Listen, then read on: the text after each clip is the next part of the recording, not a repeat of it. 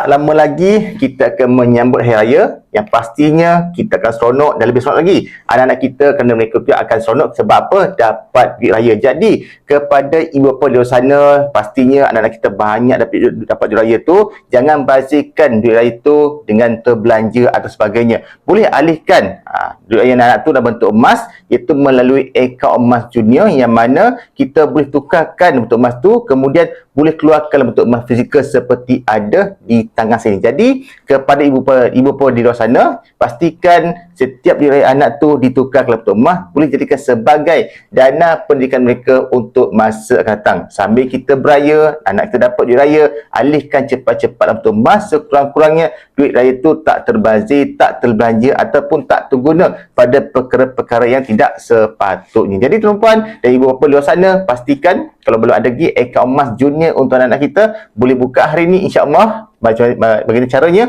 Mudah saja, boleh pergi ke profil saya, tekan di bahagian bio, insya-Allah nanti saya bantu untuk bukakan akaun emas untuk anak tuan-tuan dan puan-puan.